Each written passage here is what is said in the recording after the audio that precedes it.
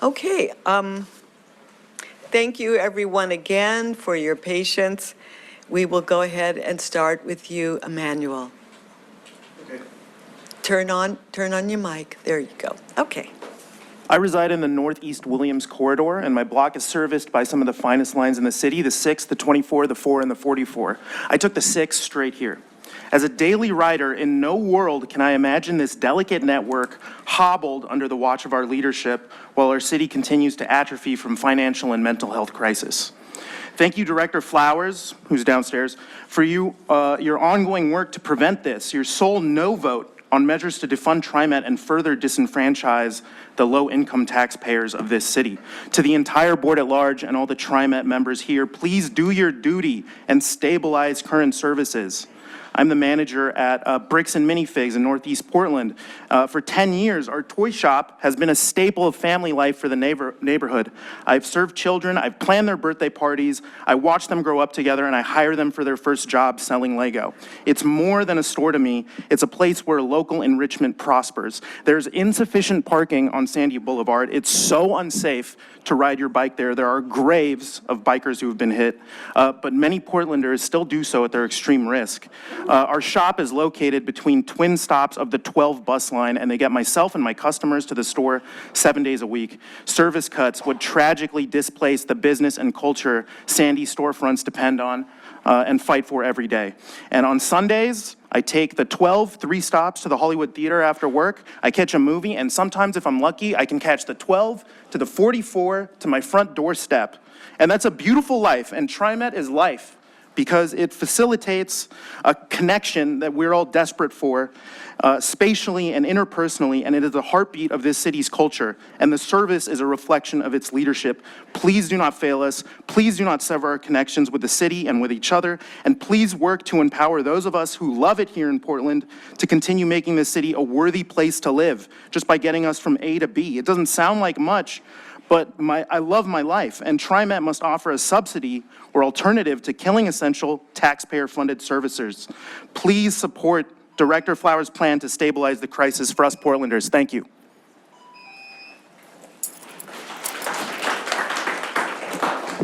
Thank you, Emmanuel. Quinn, you can go ahead and start. Well, thank you. I appreciate all of you giving us time and space to come and talk about service. That's really important to us. There's a lot of pieces that I could talk about today. There's a lot of policy decisions, a lot of board decisions and decisions made in this building that have led us to this point today, and I'm not going to debate any of those pieces. I just want to point out that all of these people that are here today, all of the people in the lobby downstairs, these are people who care. These are people who show up. These are people who are here because Director Flowers told us there was another option than what we had. There's another option where we don't have to lose the service that's essential to us. This is, the amount of people that are here is absolutely unprecedented. It hasn't happened in this building yet. We are here cheering you on. We are here showing up because we do care. And there's so many people that haven't been here yet to speak their mind, to speak their piece about the service that's getting cut, because there hasn't been an option for them to come and do this yet, or there hasn't been an option presented to them. There's just a lot of people here today who are going to tell you how much all of this service means to them. And please listen to them. Please listen to all of us. These service cuts have such a huge impact, way more than you know, way more than you'll ever see, way more than, there's so many people who can't show up today to be here because they're at work, because they're already losing their jobs from some other cut that's happening in the city. They can't be here. Please listen to them. Please listen to all of us. Please come up with creative solutions. We are here cheering you on because we know it's possible. We know this is something that can be done, and we finally have an opportunity to come and speak our minds about it. So please listen. Thank you. Thank you, Quinn. Laura?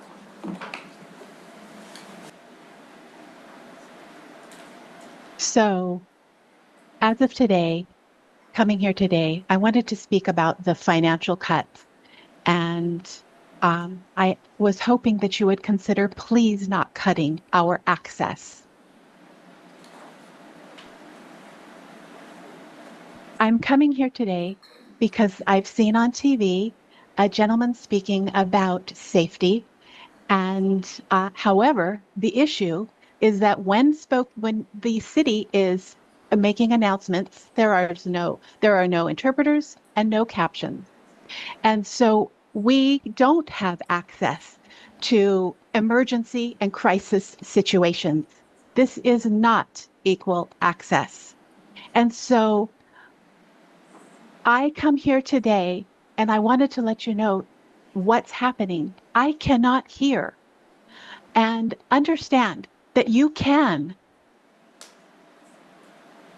So this issue is impacting me greatly.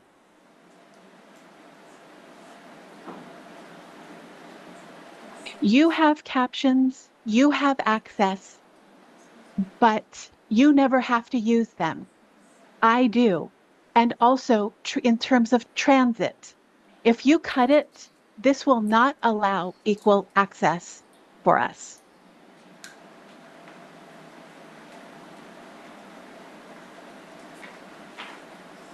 I also want to talk about the service cuts. And thank you for telling me that you've supported us. I really appreciate that, JT, so much. Since I've moved to Portland, I have lost 3 times. I've lost my jobs 3 times because of transit issues continually happening. Financial crises happening that are impacting transportation. I've lost 3 jobs. And it has been so hard for me to find a new job. And we need new and good services in this city. I depend on your services. So these service cuts would greatly impact me. The people are the ones who are going to be losing out here. I don't know what's going to happen if we lose these services. The people are going to lose. So I'm asking you to please take the responsibility, support your citizens, keep providing the services that are absolutely necessary. Thank you for allowing me to speak. Thank you. Thank you, Adriana.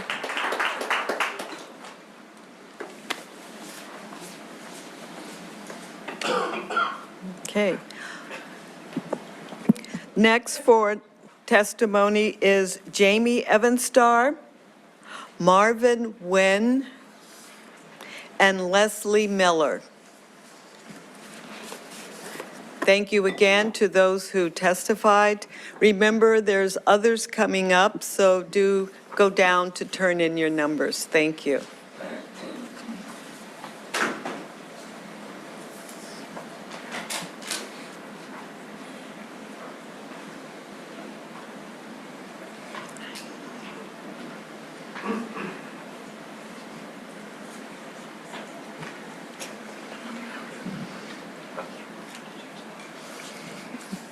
Are you Marvin?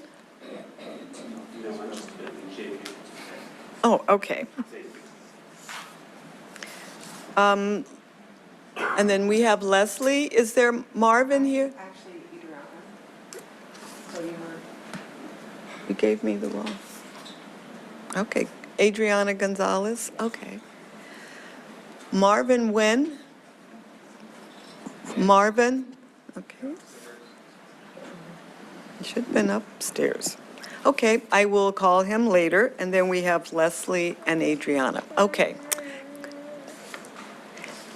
Is there Jamie? That's me. Yes, you, and then Marie. I'm trying to get 3 folks up. Is Marie here? Is it Marie Carter? Yes. She's in the restroom right now. Okay. Go ahead, Jamie. Okay, great. Okay. Hello, I'm Jamie Evenstar. I have 5 kids, and I've been car-free since 2017. So I ride public transit every single day, and so do my children.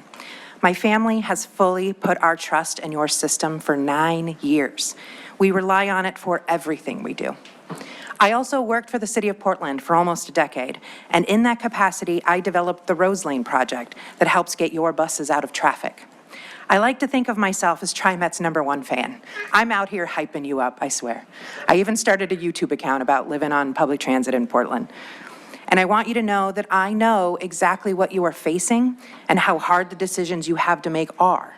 I know you care about transit and about the people who ride it. You wouldn't be doing this if you didn't.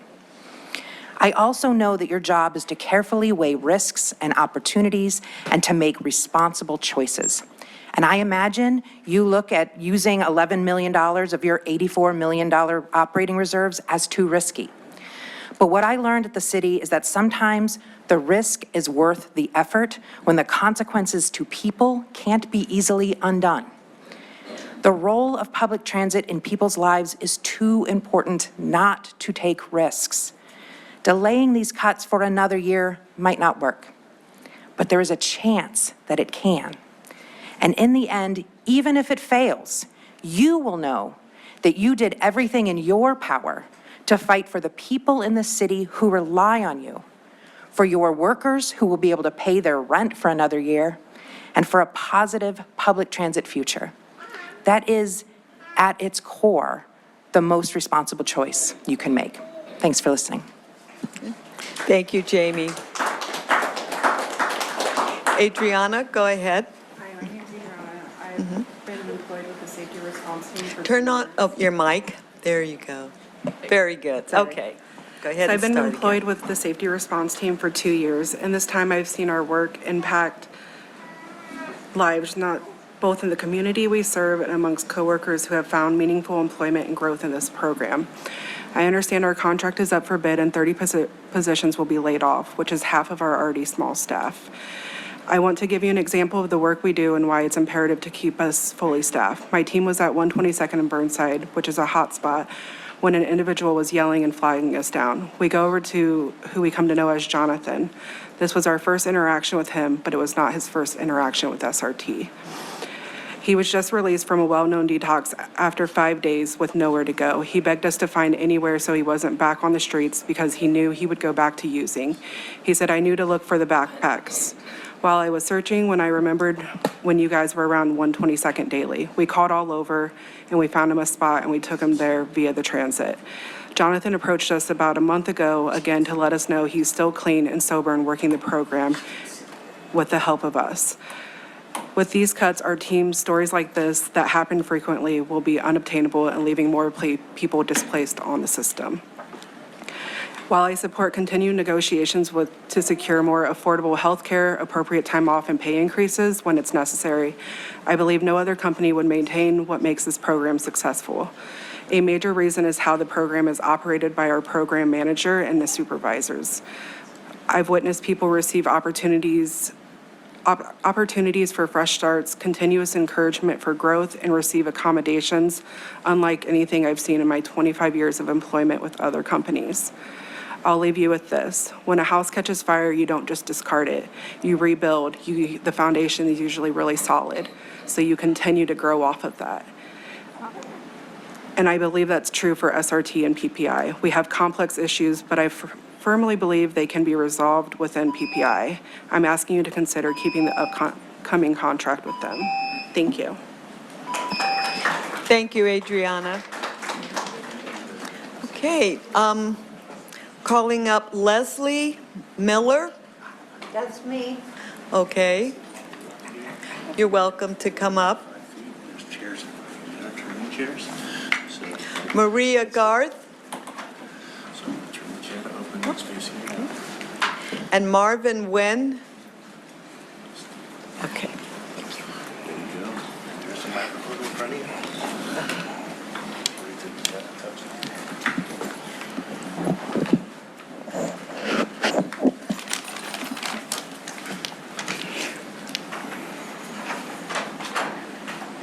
Okay.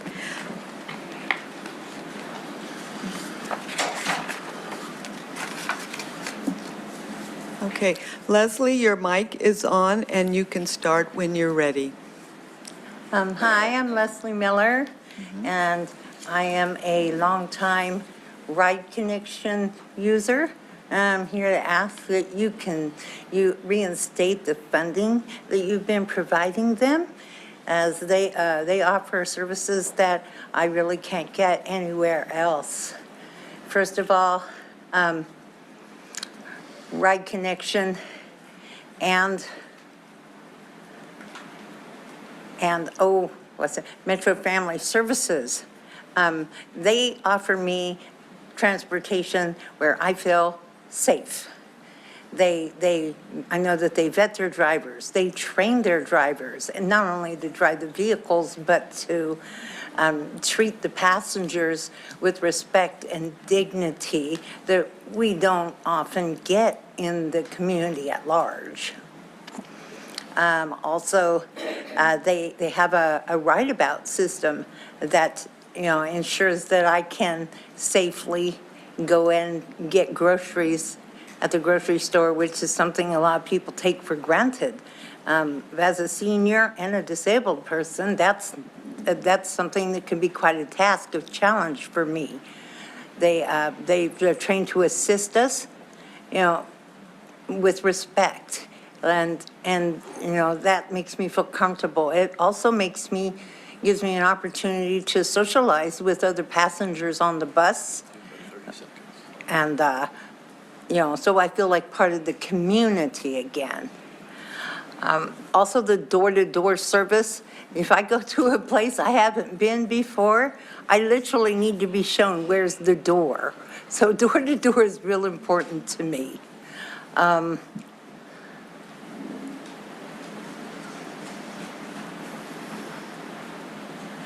And yes, Les, I want to make sure that you know that Ride Connection and TriMet Lift, I believe they complement each other to a point that it's absolutely necessary they both be serviced. Okay, thank you. Thank you, Leslie. Marie? You can go Yes, ahead good and morning, start. everybody. Good morning. My name is Marie Garth, and I'm here regarding Ride Connection. I've been using Ride Connection for over 10 years off and on, but I turned 86 and my vision had gotten kind of bad, so my daughter took the keys in the car. So I'm using Ride Connection a lot for doctor's appointments, for going to the store. Actually, I don't know what I would do if they weren't there. My family works, or they're in school, so I can't get them there, and if I can't drive, I go to the cab companies. They're expensive, and also they can't be there exactly when you want them to be, or they can't get you there the date and the time. So I'm asking you to restore 53110 for Ride Connection. The senior citizens and the handicapped people really need this service. I don't really know what we would do if we didn't have it. So many people that are handicapped and in wheelchairs, they use it. And like Leslie here, she is blind and she gets plenty of help. They get me to my appointments all the time. I've never been late. And they pick you up on time. And I'm so thankful, so very thankful that they're there to help me. And please restore the funding for us. Ride Connection, thank you. Thank you, Marie. Thank you. Marvin, you can go ahead and start. Okay, thank you. Hello, good morning. My name's Marvin Wynn, and I'm a transportation specialist. Oh, there we go. Oh, yeah, I'm Marvin Wynn, and I'm a transportation specialist and former driver for Ride Connections Gresham and Portland programs. And I'm here today on behalf of Ride Connection and our network to respectfully ask the board to use funding reserves to restore 5310 funding to Ride Connection and our partners, and to avoid service cuts on the wider TriMet network. Daily, I get to see the effects and the benefits that Ride Connections programs have for older adults and people with disabilities. And we're a lifeline to some of our excuse me, region's most vulnerable residents. We promote dignity and independence through mobility. Ride Connection is a vitally important option next to TRIMET Fixed Route and Lyft, filling gaps in the regional transit network that TRIMET alone couldn't do. We provide over 320,000 rides per year to over 6,300 individuals.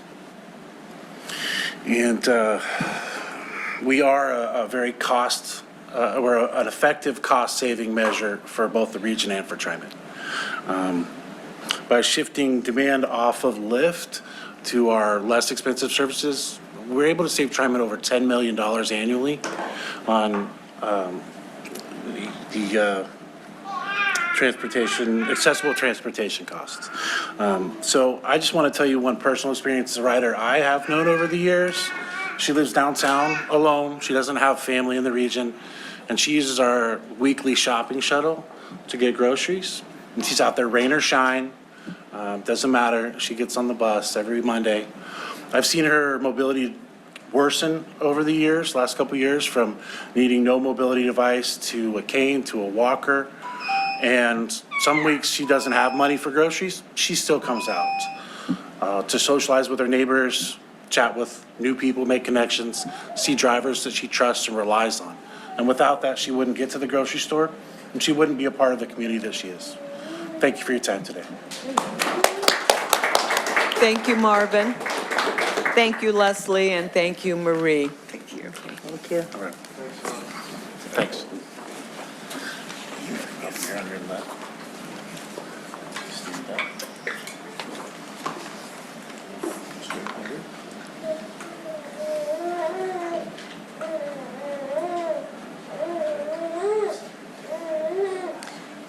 I'd like to call up Anna Souza, Adam Harris, and Justin Mason.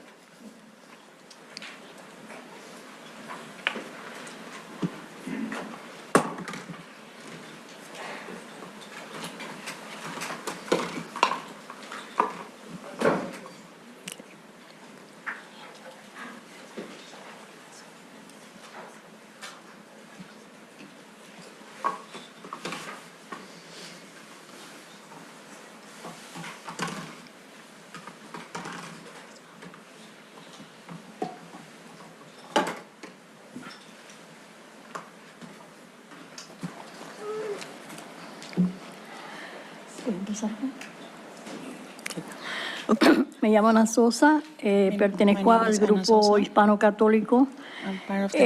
Vengo aquí por la situación que necesitamos, por favor, ayuda, fondos económicos para el Ride Connection, ya que sin esa ayuda nosotros no podemos tener el transporte. Somos un grupo de personas de la tercera edad que necesitamos imperiosamente que no nos dejen en el olvido y que nos ayuden en esta situación, porque gracias a este grupo nosotros hemos conocido un poco más de felicidad, nos sentimos como familia y si esto nos falla nos quedaríamos aislados y sin esa alegría que ustedes nos pueden proporcionar. Recuerden que todos vamos por el camino de la vejez, todos vamos a llegar a ese momento y necesitamos su apoyo, por favor. No nos olviden. Es lo que quería decirle. Gracias. Gracias, thank you. Adam, you can start. Good morning. My name is Adam Harris.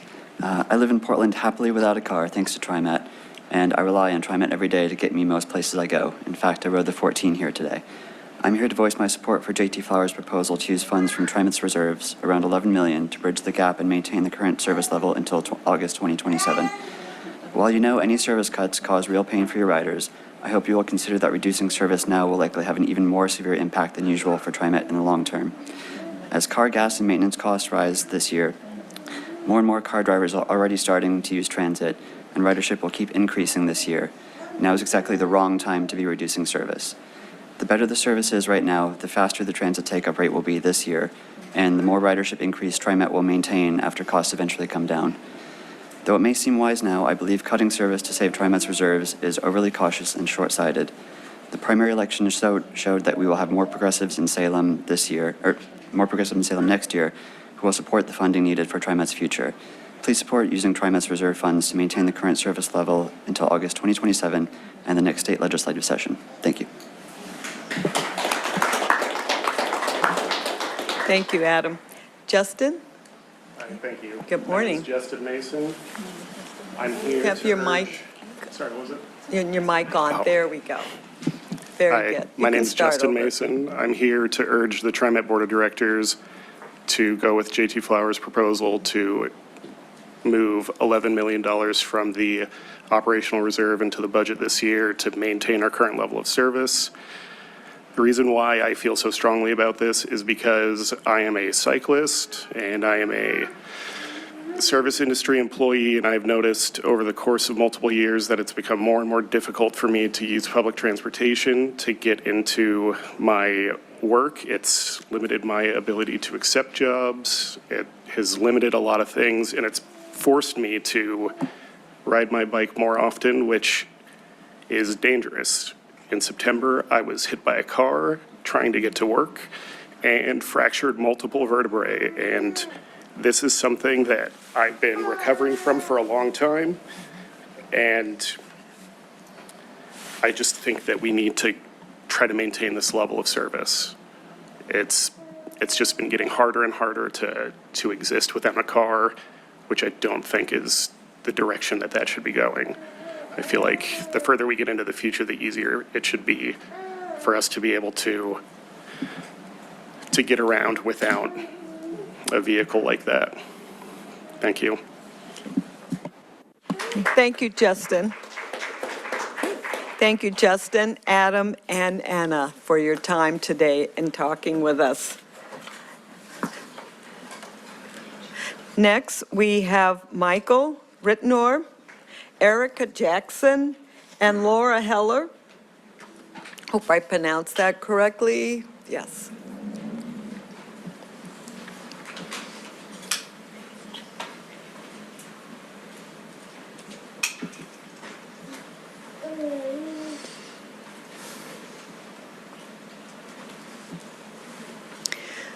Okay, you can turn on your mics. We'll start with you, Michael. Okay. Good morning, TriMet Board. My name is Michael Ridenauer. I'm an organizer for Bus Riders Unite, and I'm here testifying both in an official capacity and personally to urge the board to pursue all options before suspending further service. I've relied on using transit ever since moving to Portland in 2019. When I first moved here, the transit system was a beacon of light for me. After being diagnosed with a retina disorder that left me permanently disabled from driving, my world had gotten smaller. But after moving to Portland, I felt liberated for the first time in years. I could get to class, to my job, to doctor's appointments. I was no longer trapped at home. But over the past year, I've started to feel those chains of immobility tightening again. The past 2 rounds of service reductions in November and March have disrupted many of the bus lines I use in my daily life, such as the 8, the 35, and the FX2. When I think about the hardship that these cuts have already caused, both for me and for the riders that our organization represents, I can't even imagine the hardship that further cuts in August would cause. I've spoken with many people who say that they avoid using transit because the system feels like it's in decay. And that's the danger that we face, a doom spiral where cuts scare ridership away, which then justifies more cuts. It is urgent that we escape this doom spiral immediately by preserving service. Cutting service will only make things more difficult. It will only leave us in a weaker bargaining position. It's time to play hardball. Despite my frustration over the past year, I come into this board meeting today with optimism, because I've seen what Portland's transit system can be, and I still believe in that vision, a city where people can move freely and with dignity. If we can delay these cuts, we give ourselves time to organize, to advocate, and to fight for the transit system that this city deserves. And I urge the TriMet board to make that vision a reality. Thank you. Thank you, Michael. Erica? Good morning, members of the board. My name is Erica Jackson. I'm a resident of Northeast Portland, and I regularly commute by TriMet to my job downtown with the city. Presently, I'm here as a private citizen and not in an official capacity. I would like to encourage the board to support the motion offered by Mr. Flowers calling on the governor to redirect a limited amount of federal highway funding to TriMet operations. Doing so would allow TriMet to delay devastating service cuts until 2027, giving the legislature more time to identify a long-term funding solution. I also encourage the board to increase the rate of fare inspections. When Bay Area Rapid Transit completed the installation of fare gates at all of its stations, it saw a dramatic decrease in petty vandalism on trains and in stations. While installing fare gates on MAX is not currently feasible, I regularly see groups of TriMet security staff on and around platforms. I'm suggesting that some of those existing staff be directed to board trains and check fares. This would not only increase fare revenue, but as Bart's experience demonstrated, could also reduce the time and money spent on corrective maintenance.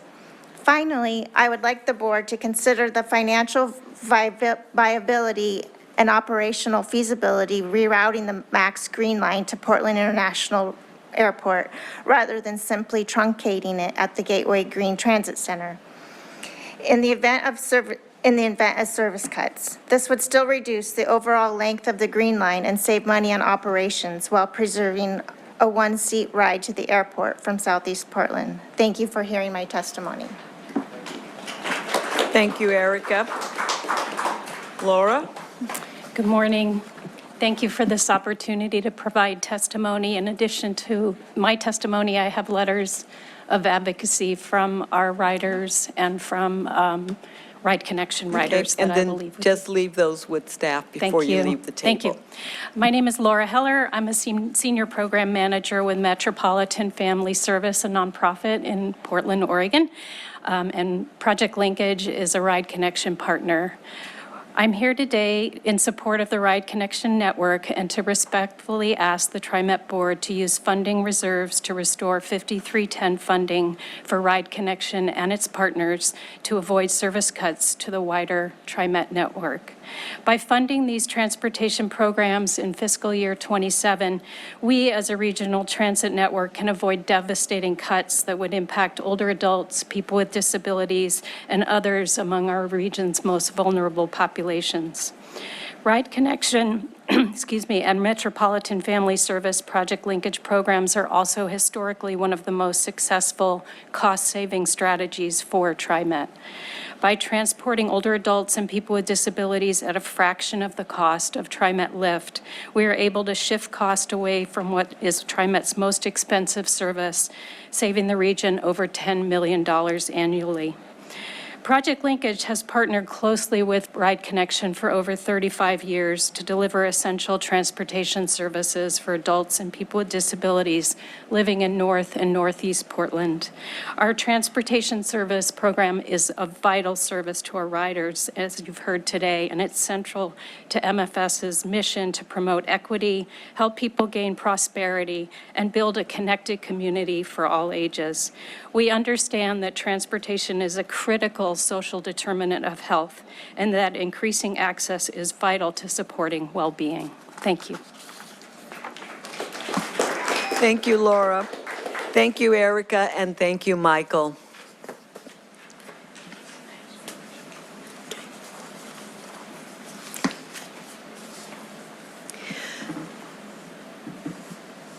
Okay, next we have, it's V. Livermore, if I'm saying that correctly, Chris Hudson, and Beverly Hermosillo.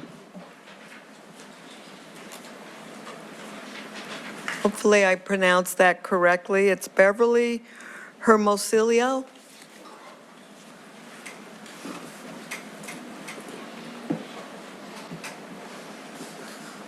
No? Okay. Krista Juarez? Krista Juarez? Dave Daly? Okay.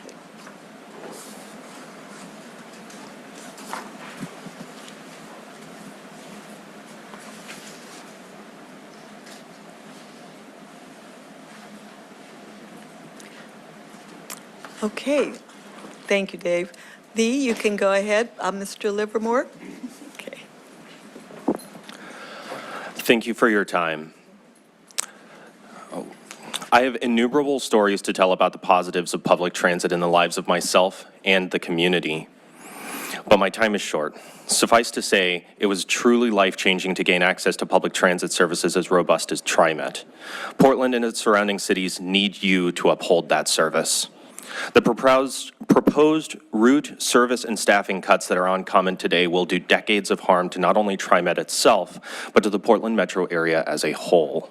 As our beautiful city weathers the storm of a hostile administration, a recession, and the growing pains of restructured city leadership, we need you to keep our connections strong. We are still rebuilding from lockdown, a housing crisis, exploding costs of living, and we will not succeed in that rebuilding if the very thing that helps us stay connected is cut right when we need it most.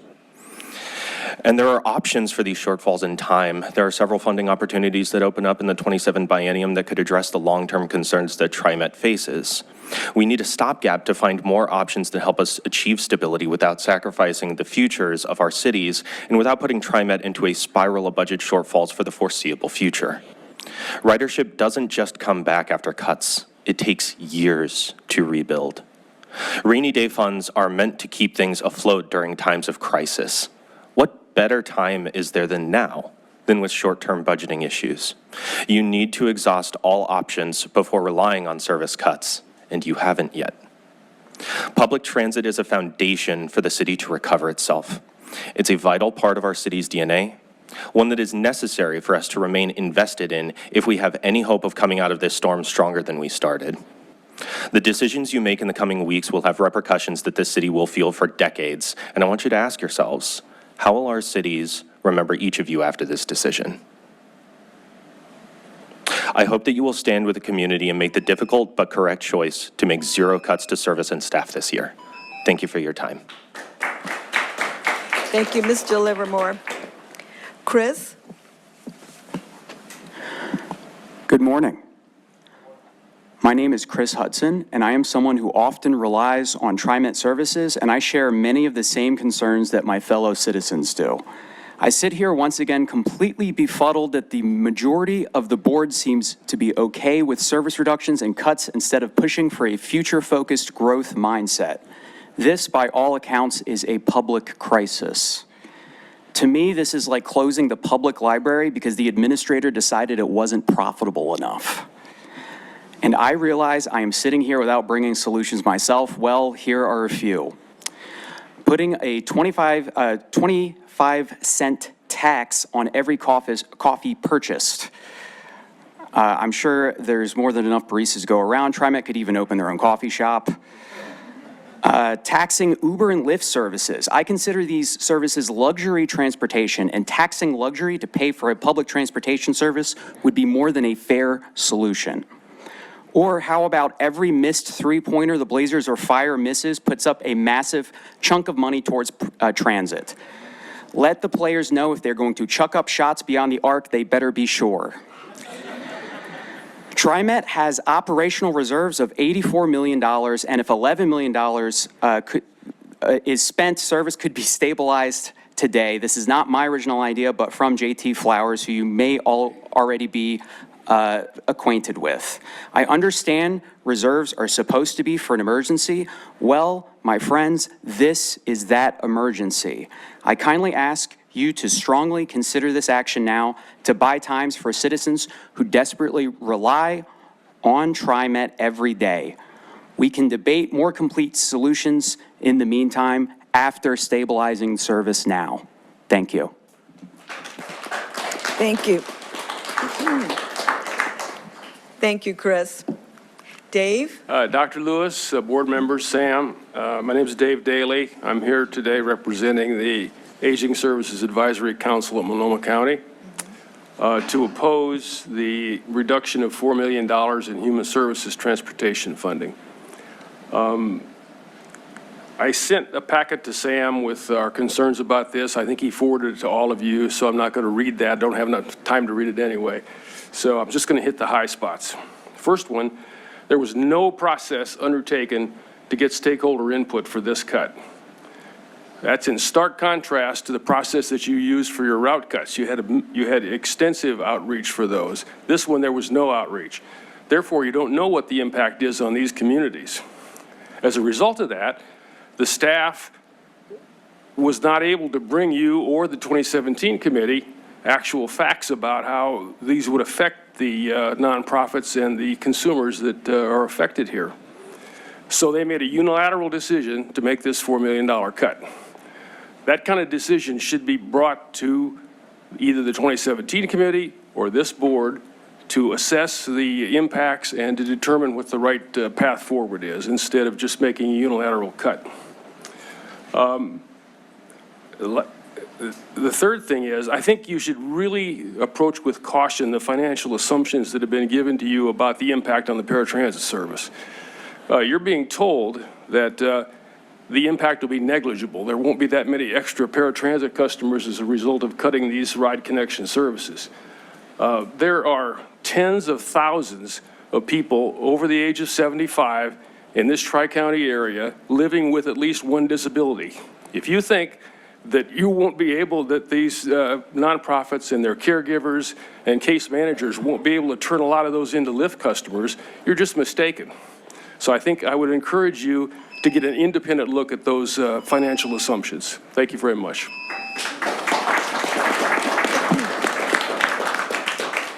Thank you, Dave. Thank you, Chris. And thank you, Mr. Livermore. Okay. Okay, I heard that Krista Juarez is here. Krista Suarez? Yes. Is that you? Okay, come on up. Mr. Solomon, I think it's Solomon P. Up, okay, come on up. And Doug Allen.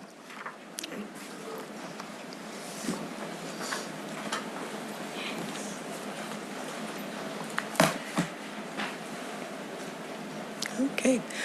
Krista, you can turn on your mic. There we go. Okay, you can go ahead and start. Thank you. Thank you for having us today. My name is Krista Suarez. I'm currently a master's student at Portland State, and I use TRIMET every day to get to campus. As a broke master's student, it's been super helpful to not have to gas up my car very often. That hurts every time, but I love using my student TRIMET pass. I'm here to ask you to consider using the $84 million operational reserve to cover the $11 million gap in stabilized service. I grew up in a town that didn't have a bus service till I was 16. And that day the bus stop went in by my house was life-changing. Moving to Portland has been like living in the land of plenty. It's been wonderful being able to get around without using my car. And I know it's life-changing for many, as you're hearing today. Cutting service is a short-term solution with long-term costs. It's a very pragmatic solution, but it's not a very hopeful one. And I have a lot of hope in TriMet and public transit in the city. I urge you to check every couch cushion, beg every person there is, and do everything you can to avoid cutting service, which should, I want to say be used as a last resort, but hopefully we never really get there in the first place. Thank you for all that you're doing. I know you all are working very hard to make the best decisions you can for TriMet as a whole, and I ask you to consider maybe making a little bit more of a risky one. Thank you so much. Thank you, Krista. Solomon. Hello. I'm here wondering how the administrative budget for 2019 was like 98 million. This year it's like 210 million, I think. I'm wondering what goes into that, like jumping so exponentially. You say there's no money, but like we're doing these hydrogen bus projects, you know, throwing out big numbers at local construction companies. I'm interested in what the priority is really, you know, like old people riding the bus or gigantic new construction happening. That's not really, I don't know. I've heard the red line getting fixed or changed or made better like 3 times in the last 10 years, I feel like, but it still takes the same amount of time to ride. And yeah, I'm just not sure where the head's at, where the priority's at. Yeah, that's what I can think of right now. Thank you, Solomon. Thanks. Doug. Good morning, President Lewis and directors. For the record, my name is Doug Allen, and I'm here to ask you to amend Resolution 260517 by eliminating the August service cuts through a greater drawdown of reserves. I submitted written testimony, so I only want to add that I thought it was too late to stop the cuts until I looked at the budget revisions, saw Director Flowers' video, and listened to multiple directors speak at your recent board retreat about the need to go after more revenue. You are already drawing down reserves at a rate that demands new revenue. The cuts won't fix that, but neither will stopping the cuts make the drawdown much worse. The governor, legislative leadership, and regional and local governments have all been slow to recognize TriMet's need for more revenue to meet climate mobility and land use goals, but the cuts and the resulting loss of ridership will send a bad message that transit is a lost cause. Now that Measure 120 lies in the past, there seems to be a growing recognition by officials at all levels that adequate transit funding is a necessity. Let's send a message of optimism that transit still matters and that greater funding will pay off. Thank you. Thank you, Doug. Okay.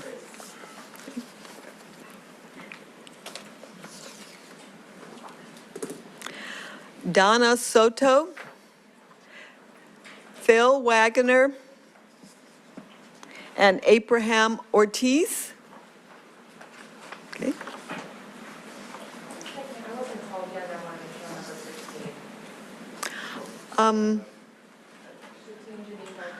I will, if I called your name, I will cycle back through again. Okay. I didn't hear it before. Okay. Because I do.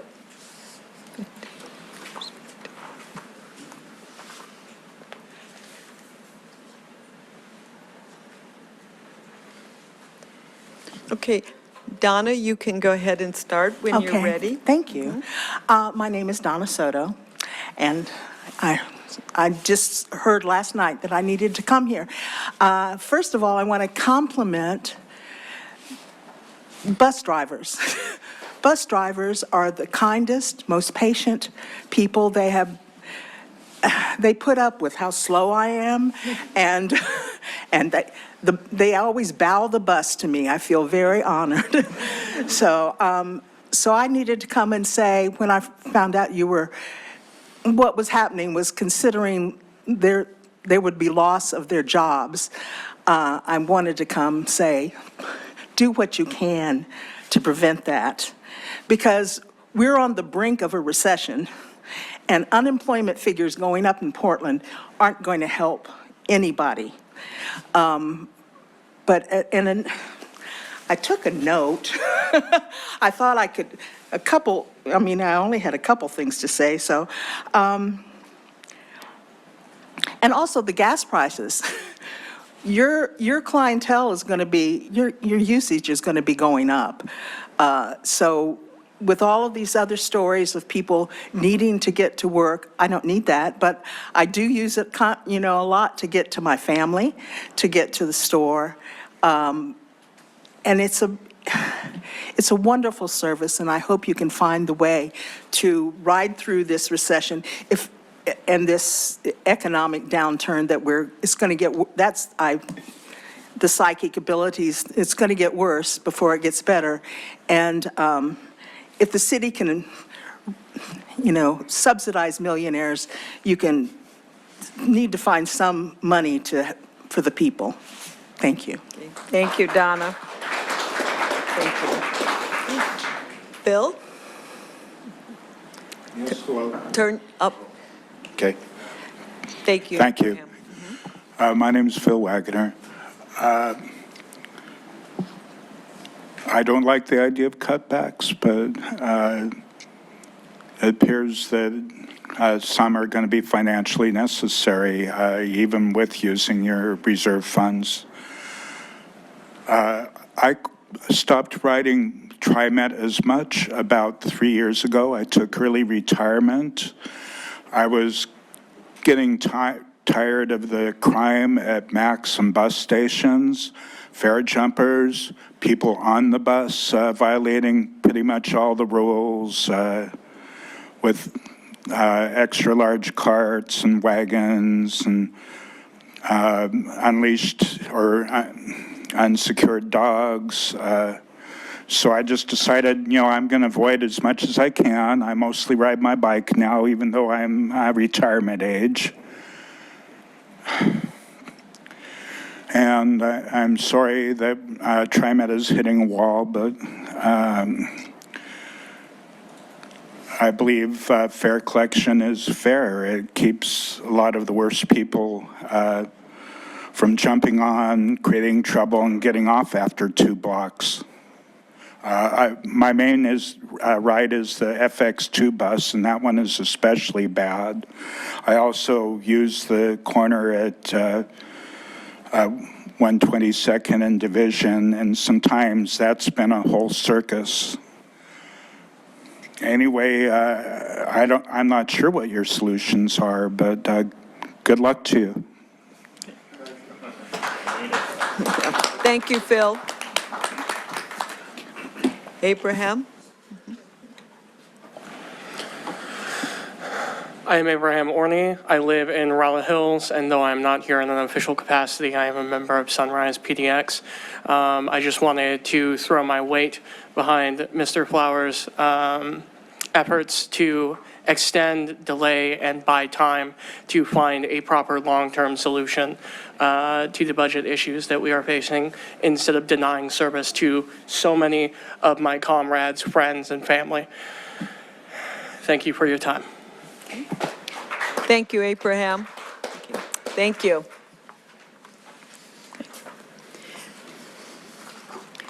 Okay, Janine, I did find your name in the pile. Okay. Take your time. Donna, take your time. Okay. No rush. Ingrid Rosales? Claire Duggar?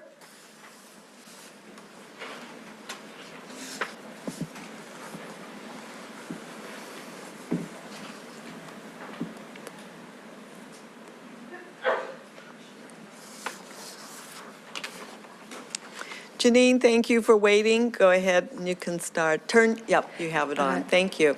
Good morning. My name is Janine Gaitan, and I was raised here in Portland and have been a TriMet writer for over 25 years.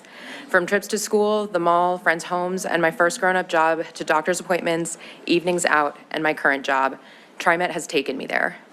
I'm speaking today because the proposed cuts are not ones our ridership can sustain. Over the years, I have convinced friends and coworkers that switching to buses around Portland is an easy and relatively convenient solution to driving, but for many of their daily trips. But I know how deep the system has already been raised from the early aughts levels to these post-2021s. I hope to one day see the ridership again to where it was when I was younger, but the only way I see that happening now is by at least maintaining our current and already scaled back levels and not gutting more. With gas prices rising and more people are considering what other options they have available, and if TriMet shows them a slowly shrinking system, how will they believe it is worth the switch? If there is a possible that to use stabilization funds for the system in operational reserves, as JT Flowers has proposed, I believe it is well worth the stretch for these funds, not just for potential riders looking for alternatives, but for the 90 union driver jobs being cut. Our drivers are great. They have caught up with me after late-night restaurant shifts, chauffeured me home safely from countless doctor's appointments, and waited patiently an extra turn at a light as I dashed between transfers heading to appointments. These operators make every ride important to me, and they deserve to be shown that they are an integral part of this system.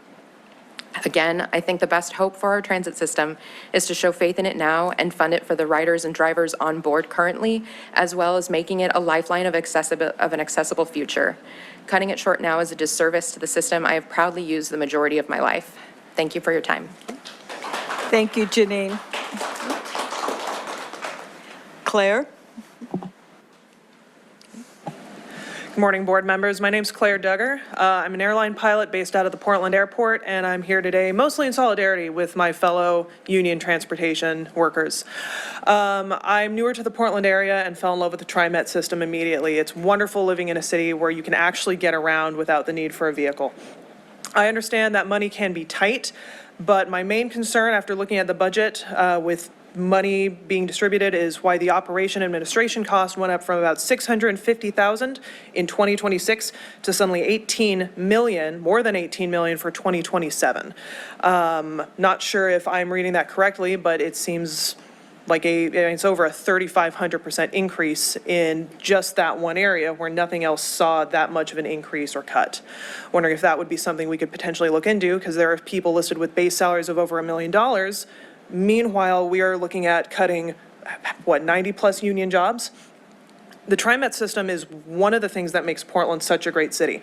I see people in my line of work, pilots, flight attendants, maintenance workers, gate agents who rely on the TRIMET system to get to work. They don't have a car, they can't afford a car, some of these people in our industry, and this is vital for them to get around. That doesn't even include people in other industries, the service industry, people getting to work early in the morning, people getting to work late. I understand that you have to maybe make cuts where they have to be made, but I'd ask you, please look at other avenues, especially these, high sudden raises and things like operation administrations before slashing jobs, especially with how expensive things are. People are desperate for work, people are desperate for money, and I ask you, if you're not going to think about the people riding the train, please think about those, or riding the bus, please think about those that operate it. Thank you for your time. Thank you.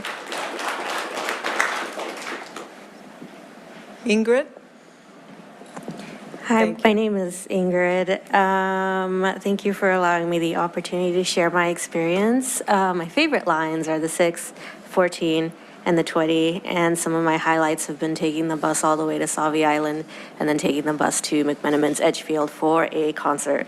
I am a transplant from a city 3 times as big as Portland, and while I knew there'd be some adjustments moving here, I never thought that transportation and reducing that throughout the city would ever be a problem or in jeopardy. It's something that I think would be obviously interwoven with the fabric of a city. Riding the bus is a joy. It's probably been the major contributor of helping me familiarize myself with the city, and it lets me feel part of my community as well. When I think about the possibilities of reducing that, I not only think of that joy going away, something that is rare in our state of current events, I have to also think about those whose livelihoods are reliant on our buses and trains, people who can't afford a car, especially with escalating gas prices, people who aren't able to physically drive a car or restricted to. So I do urge you to consider digging into those reserves. Something that I didn't write as well, one thing I've learned about living in the city in the past 6 years is that apathy is not in anyone's bones. So if it is something that you think is not going to be worth it to stall these cuts, I promise you, it was a social media video that got a lot of people here. I promise you that these people will show up. So I hope that you do the same for them. Thank you. Okay, thank you. Thank you, Janine. Thank you, Claire, and thank you, Ingrid.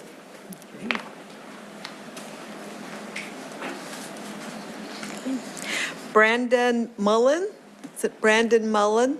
Okay. Jonah Anderson and Kaylee Banks.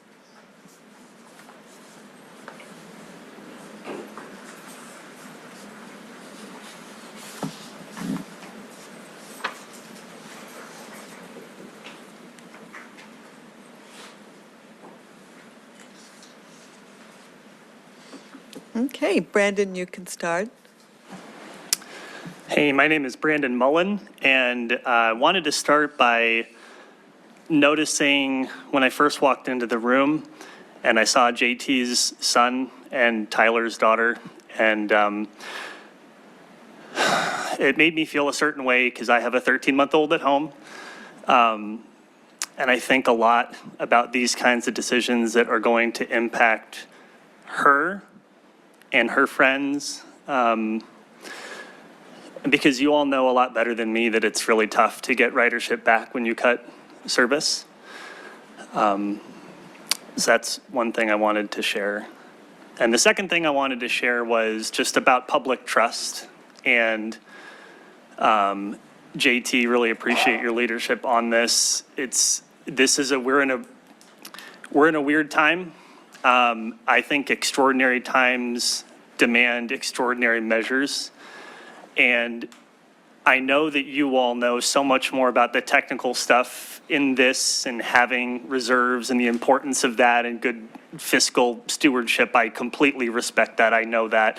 And I know there's a lot that I don't know about that. And also, people are seeing a fascist government taking flagrantly illegal actions all the time and wondering, what can our local government and local leaders do that's maybe a little bit outside the ordinary, but to protect us?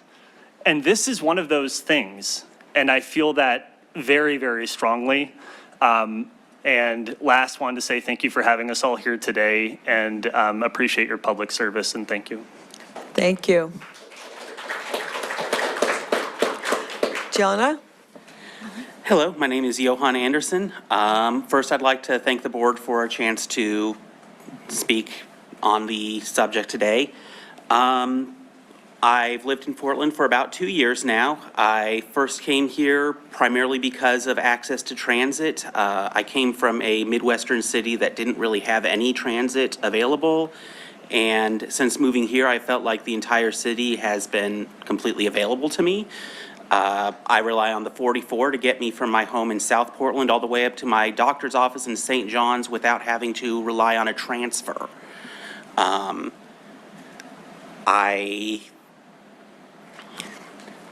I think that preserving as much service as possible until there is the potential for more funding down the road would be a much wiser choice of our available funding, and that making even small seeming service cuts now can have a disproportionate effect on, ridership, availability, general reliability of the service for much longer than it seems like it would be on paper. I believe that attrition is how these sort of services degrade over time until there is nothing left. And it may seem like it's only a temporary cutback, but if we allow these little temporary cutbacks to keep happening, we will have nothing reliable left in the future. Thank you very much. Thank you, Johan, and I apologize for mispronouncing your name. Okay. Callie? Hello there, my name is Callie Banks. I come here as a TRIMET lift operator. I have just moved here from South Carolina, and I will say this. I have worked transit with 4 companies as a state employee. I have done it in my free time for the fun of it. I am here to tell you that the cuts right now are not measured in dollars, nickels, pennies, or any other monetary value, but they are measured in bodies on the street, homeless people without houses, starving children with no access to food, and undereducated children with no quick access to schools or other after-school programs. And I have seen what that looks like coming from the Deep South. I know what it's like to grow up in a single-family household with no ability to get around. And I will tell you, I hated it. So I came here to dedicate my entire life to transit. And I will tell you, in the past 3 years of working transit, moving people, I love this job. And it is up to you to be the brain, because we, your union workers, are your fingers, your feet, and your spine out there serving each and every member of the public. And without us, where do they get to go? You are the nerves that keep the heart pumping. Without you, we wouldn't have the bus service. And without us, you wouldn't have bus operators. We are not just drivers, we are operators. We are the public face. We are always there to help our passengers. We are there to make their life easy and make it possible to get around this lovely city. And I will tell you, I love my job. I love my coworkers. I love my dispatch. And hearing what happened following COVID with the cutting of union jobs at the Nela Dispatching Center and the loss of multiple TriMet lift operators is heartbreaking. And so I'll ask you now, if these funding cuts go through, who's next? Me at Merlot? My trainers at Powell? What's going to happen to us when we can't afford to live? Are we supposed to be out there? Thank you. Thank you.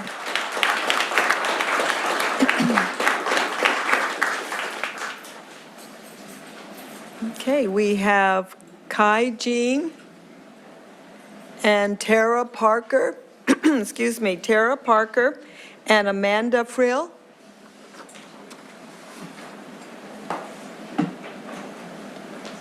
Amanda Friel, Kai Jean, and Tara Parker.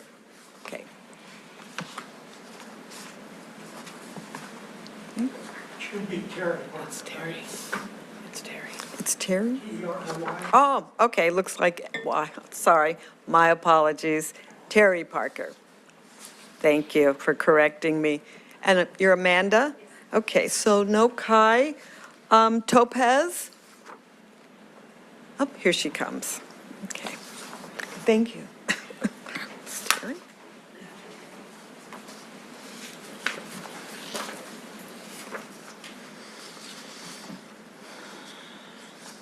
Okay, Amanda, you can go first.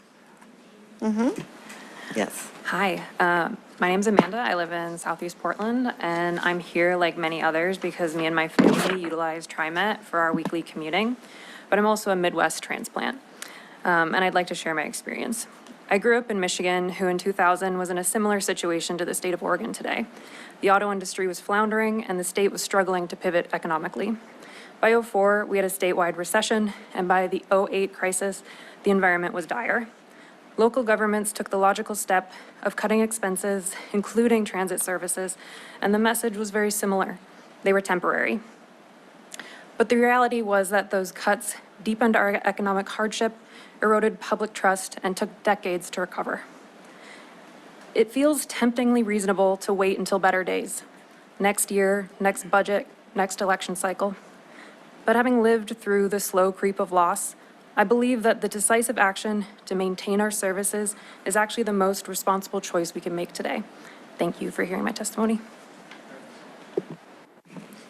Thank you. Terry? Okay. My name is Terry Parker. In the 1970s and 80s, I rode TriMet. Oops. That's okay. In the 1970s and 80s, I rode TriMet to and from my downtown office job almost every day. Back then, transit fares covered approximately 25% of TriMet's operating costs. It is my understanding today's fares cover less than 10% of operational costs. Additionally, transit fares do not help pay for the heavy wear and tear buses do to the roadway pavement. One 40-foot, two-axle bus can do as much damage to the pavement as 1,200 cars. That equates to about 30 cars per bus seat. A battery electric bus does twice as much wear, or about 60 cars per bus seat. Taxing the drivers of cars and trucks to repair the harm buses do to the pavement adds to the transportation costs of goods and services, including inflation of products at the grocery store. Equity is absent. Instead of belly aching and initiating extreme service cuts, TriMet needs to raise its ridership fares, inclusive of funding both a larger share of the operating costs and helping to fund street maintenance on bus routes. And this brings me to my final point of the day. Grandiose bus lanes on 82nd Avenue will increase auto and truck travel times by 3 to 4 minutes, adding 1,000 hours or more of engine running time, increasing both fuel consumption and emissions. As many as 5,000 vehicles a day could be diverted, taking longer routes, again adding to fuel consumption and emissions. Many of the small and minority businesses that line the street pay taxes and rely on 90% of their customers to arrive by car could be forced to close or relocate. All this so TriMet can save an extra 5 minutes or less of travel time over the entire length of the corridor. The costs are not worth the price tag. Spend the dollars to restore some of the service cuts. Thank you. Okay. Thank you, Terry. Topaz? Hi. Sorry. Hi, my name is Topaz, and I am a 27-year-old pre-medical student here at Portland State. I, like so many others in the city, rely on TriMet services to get around, to work, to school, or to visit others. The number of people using TriMet has noticeably increased in the last few months, no doubt in part to the surging gas prices. I have been relying on transit for the last 3 years, and it has become obvious to me that in the time taking transit service serves more purpose than just getting people from point A to point B. It also serves as a place for people to come together. I cannot tell you how many times I have seen people talking like close friends, only for one of them to say, "It was so nice to meet you," when they part. People who might not otherwise have met form connections by sitting by each other on the bus or the train. I moved to Portland in 2021 because I saw how much community matters to the people that live here, and I wanted to be a part of that. In my time living here, I have met a lot of wonderful people and have felt that sense of community firsthand. By cutting services, you are preventing that community formation that is inherent to Portland. It already takes 40 minutes to go somewhere by transit when it takes 10 or 15 minutes by car. To cut services and make that longer or not as frequent, you will be dissuading new riders from utilizing TriMet, which will not only serve to worsen TriMet's deficit in the long term. I implore the board to consider other options that will keep service as it is, not only for people like me who rely on transit to get around, but also to preserve this platform that fosters the community for which Portland is known for. Thank you for your time. Okay, thank you, Topaz. Thank you, Amanda, and thank you, Terry. Peter Lee. Oh, okay, and Yadrell Joy.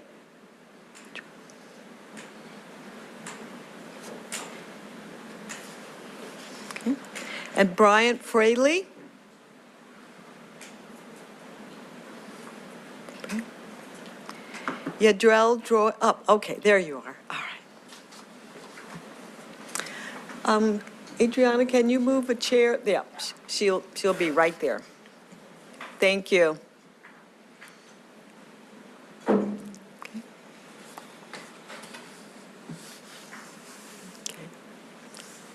Okay, Peter, we'll start with you. Yes, you can. Yes, you can. There you go. And on. Thank you. My name is Peter. I live in Milwaukee. I'll just get started. I know many of you have a degree, if not multiple. Props to you. I know that was really hard. Please think back on those challenges and imagine if you had 1 less hour a day lost to commuting, or 2 or 3. How would that impact your classes, jobs, childcare, study time? How many weeks or months would you delay medical care because you couldn't get to any available appointments? How often could you make it to your food bank? Could you stay in college? Would you be sitting where you are now? Looking further back, what if you saw your parents or guardians 1 or 2 fewer hours a day? How would that impact your nutrition, access to extracurriculars, help with your homework? In a study of over 41,000 students, time poverty explained a significant amount of differences of retention and credit accumulation by gender and race, with women, Black, and Hispanic students consistently showing more time poverty. College dropouts showed an average of 9 hours less free time weekly while in school than college graduates. Racialized, disabled, and low-income groups most impacted by time poverty are also far more likely to rely on public transit for most, if not all, their travel needs. I'm about to admit to a room of strangers that I am 26 years old and cannot drive. You know I'm serious. Cutting services at this scale will cause a clear, measurable increase in college dropout rates and public school absences, and clear decrease in access to healthcare, childcare, and nutritious food for all groups in our community. Thank you. Thank you, Peter. Thank you, Peter. Yadrell? Hello, my name is Yadriel Joy. As you can see, I rely on a power chair to get around. This means I can't simply take an Uber or Lyft. This does not break down. I also don't have a vehicle, let alone one that has a ramp, so that I can travel with my chair. And even if I did, due to my disabilities, I cannot drive. That means I depend on TriMet and the paratransit Lyft services to get me around, specifically to and from my doctor's appointments. I live in Gresham. My neurologist migraine specialist, who is one of 2 in the entire Pacific Northwest, that works with my specific brain condition, works out of Meridian Park in Tualatin. If these cuts go into effect, not only will the bus route to Meridian Park be canceled, but so will the paratransit to Meridian Park, meaning I will lose access to one of the most vital routine palliative care treatments that I receive. I'm not a unique case, but when people think of palliative care patients or paratransit users or power chair users, they usually think of retired individuals like we heard earlier. But there are so many of us who are very young, and also we depend on these services as well. Furthermore, there have already been so many cuts that have taken place that impact the disability community deeply. Routes that used to be every 15 minutes that are now every hour. In the summer and winter when there are extreme temperatures, and the buses are more full, the first people that are refused services are us because of our mobility devices. And oftentimes. You can continue. Okay.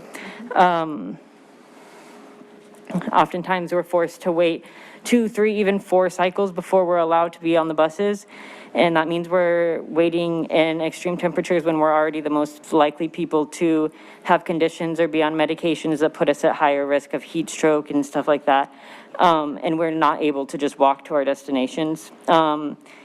So more cuts like this is going to be detrimental to our community. So I just please would urge you to follow JT Flowers' wonderful ideas and pull from that 84 million to fund the 11 million and also save those 90 union jobs. Thank you. Thank you. Brian? My name is Brian Fraley, and I'm a member of Bus Riders Unite. I moved to Portland a little over 2 years ago, and I live in the Concordia neighborhood in Northeast. I use TRIMET most frequently when I want to get to and from downtown Portland. The 15 is the main line I use, but since it isn't a frequent service line, I sometimes choose a mix of transfers to get where I need to go. When I saw that the 17 and the 70 were being consolidated, I was worried that I was going to have less flexibility going into downtown. And though I'm in a household that is well off enough to have other options, the cost and hassle of traffic and parking can be enough to discourage downtown trips. I know that supporting our urban core is a key piece of Portland's economic recovery, but service cuts like the ones proposed are going to make more barriers to that happening. And for folks who rely on TRIMET as their only option, the consequences are even much worse. I encourage TRIMET to explore all options before resorting to service cuts, whether that's encouraging the governor to divert highway funds, tapping reserves, or any other budget methods, or even PSEF funds. Other groups have eyed PSEF for things that are off mission, like police funding and MOTA renovations, but TRIMET service preservation is highly consistent with PSEF's aims to reduce carbon emissions, create economic opportunity, and help make the city more resilient. I encourage the board to strongly advocate for funding in the Oregon legislature and to protect public transit however we can. Thank you for your time. Okay. Thank you, Brian. And thank you, Peter. Thank you, Audrell, and thank you, Bryant, today. Okay.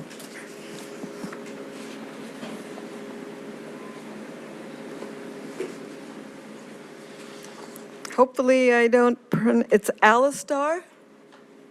Alistair Lloyd? Thank you. And Jordan Lewis and Thomas Craig. Okay.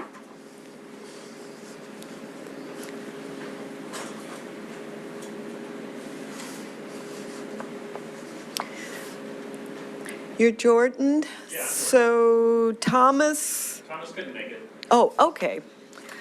Do we have Sophie Barlow? Is the last name Barlow? Okay. Thank you, Sophie. Okay, Alistair, you can go ahead and start. Turn it on. Perfect. My name is Alistair Lloyd. I live in Milwaukee, and I work in a store adjacent to the Clackamas Town Center shopping mall, so I will be addressing the 33 specifically.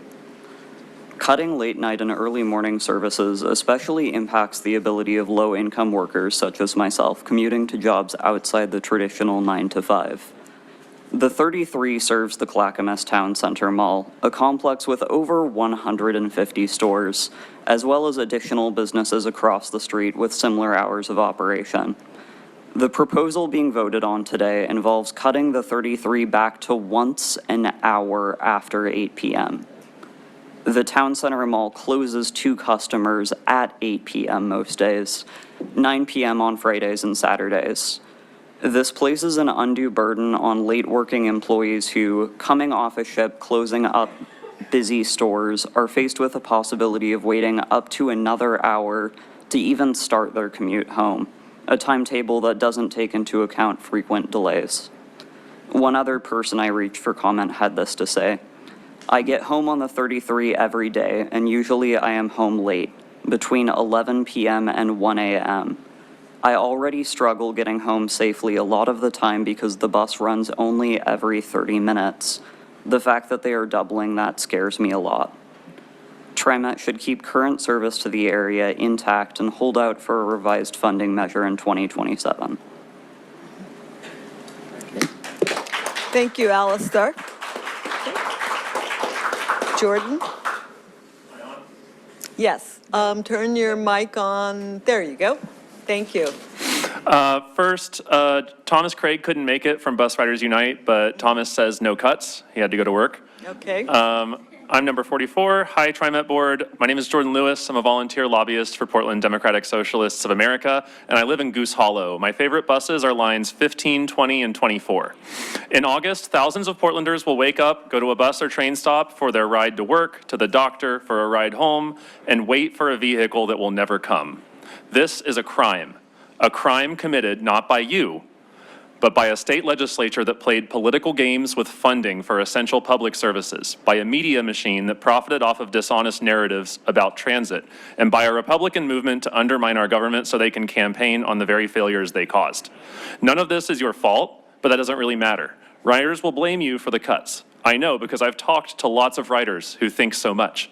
I've met multiple people who think TRIMET is a for-profit corporation, even though that's not true. Rather than ask you to endure these cuts, I'm here today to ask you to dip into your contingency fund and stop the cuts for 1 year, delaying them until August of 2027. I understand that reasonable people can disagree on how to spend down reserve funds, but it's very possible that 2027 brings us sustainable long-term funding. We know that the 2017 transportation package took 2 long sessions to finally pass. The failure of HB 2025 and the coming cuts have raised the profile of transit funding at the state level, and the Iran war has driven the price of gas into the stratosphere. To quote Jalopnik, Americans are finally riding transit in record numbers. These are all reasons to expect sustainable funding for transit in the next long session. This is why I'm asking you to use that reserve fund to delay service cuts. If in 2027 we get a boost to the payroll tax, but we've already cut service for a year, then we will already have hurt riders badly. We will have broken years of good habit forming, and former riders will have locked themselves into car payments and new leases. There will be no coming back from those ridership losses. I don't need to remind you that the vultures in the state legislature are constantly scrutinizing your own ridership and using it to justify further cuts down the road. Thank you. Bye-bye. Thank you. Okay. Thank you, Jordan. Sophie? Hi. So obviously, everyone in this room knows we are at a point of crisis in our country.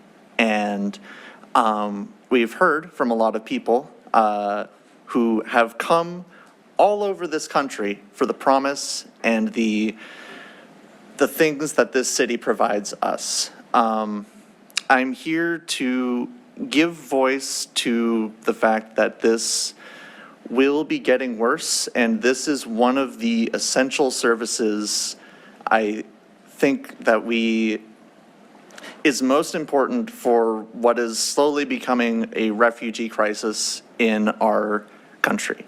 I know a lot of trans people in my life here, but also over the internet every day.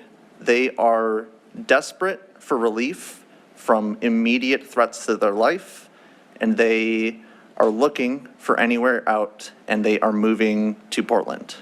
Portland and cities like Seattle and Denver are becoming bastions for people seeking a better life, and the public transportation that we have here is one of the lifelines that we provide. If we allow these cuts to go through and we allow the state legislator to dictate what services people struggling, trying to make a new life for themselves can have access to, I think there will be very grave consequences. And I want the best for all my trans siblings out there. Thank you. Okay. Thank you, Sophia. Thank you, Alistar, Jordan, and Sophia.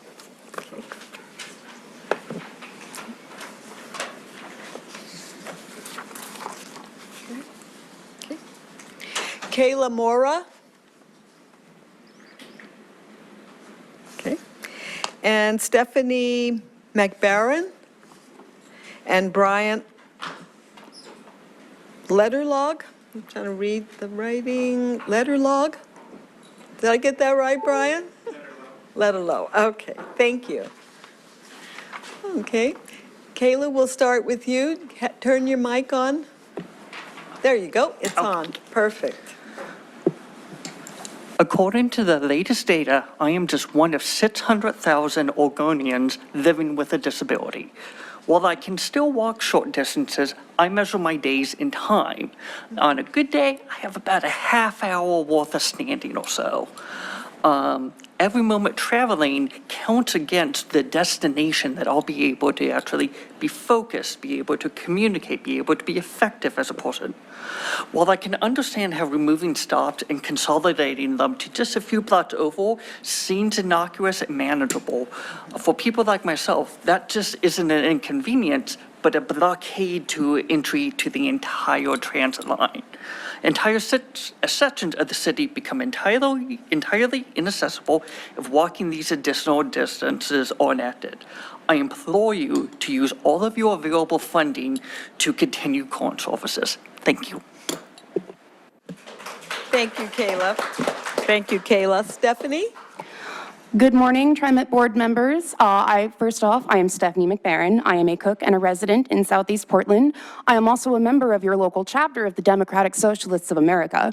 Mr. Dessou might recognize me from extensive testimony I have offered in support of BAT lanes on 82nd Avenue, very close to my home. I would like to say thank you to TRIMET for offering pleasant testimony experiences, because I have had several unpleasant testimony experiences in 2025, testifying in Salem to State House legislators in favor of transit support and funding. I have been offered empty, glittering smiles by Rob Wagner in his office. I have been laughed at on mic during my testimony by senators supposedly on my side. And the reason for this is because the people in Salem responsible for the financial decisions that have led us to the cuts impending today do not care about the city of Portland or its working class, despite the fact that we are the economic backbone of not just this city, but the entire state. Salem does not understand this. I believe you do, which is why I'm here testifying in support of the Flowers proposal for stopgap funding through 2027, so we can demand that Salem does its job and work together as TRIMET and the city of Portland to put pressure on them to take care of us and therefore all of Oregon. None of us here in this room are here because of what you or the board have done. We are here because of the way that Salem has let us down. All of us, myself and you alike. And so as a citizen of this city, I support whatever it takes for you to keep the buses running without cuts through 2027, because it is not your fault that they are on the chopping block, and you should not take the heat for the way that people will suffer when they lose their lines. Thank you. I cede the rest of my time. Good luck today. Thank you, Stephanie. Brian? Hello, my name is Bryant Letterlow. I'm a resident of 10 years. I'm from Harrisburg, Pennsylvania, and people in my hometown still think Portland has free transit for all. Wait till the rest of small town America figures out there's going to be service disruptions for regular people trying to get around town. It's not going to be good. We need transit, or transit is essential for infrastructure. Transit supports disabled and mobility limited communities. Transit is necessary for climate goals. Transit and pedestrian safety are connected. TRIMET's motto right now is how life moves. If these service cuts and disruptions take place, it should go to how life waits. Moving eventually, interrupted daily, expect delays, plan accordingly, transit in transition, where delays connect. Or how life pauses, keeping you guessing, almost on time, service you can question, or in the long way there. poetry. None of these are good. We're all here because this is an issue. I would hate to see what happens when this takes effect. You're going to get more people down here, more people with nowhere intended to go. You don't want that. We want to keep people moving. Thank you for the time. Thank you, Brian. Thank you, Stephanie, and thank you, Kayla. Thank you. Thank you. Let's see. Bridge Kane, Deborah Olson, and Kristen Whitman.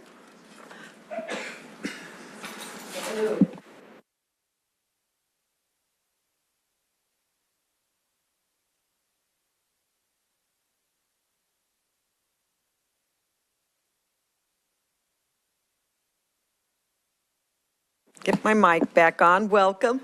Bridge, we'll start with you. Thank you. That button. got- Okay. It's there a you different way to get a green light than at the county commissioner. I don't think we have green lights. So it's a sad day to be here in the underfunded public services building, or blocks. No, it's right upstairs. The public defender also let down by the legislator. But we have to do the necessary thing, and that is to use the contingency money as people, including Mr. J.C. Flowers, have put forth. So I extend greetings to you, fellow hostages.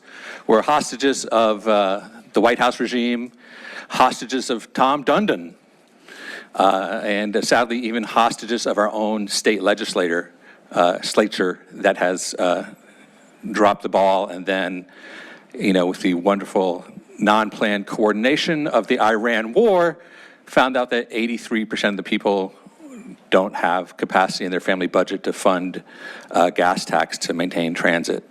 But the answer is not cuts. The answer is to use contingency money and see where we're at in a year.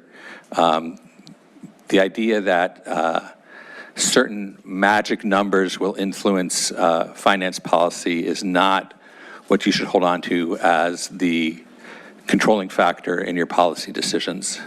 So in addition to contingency, though, there are other things that we should be, other trees we should be shaking.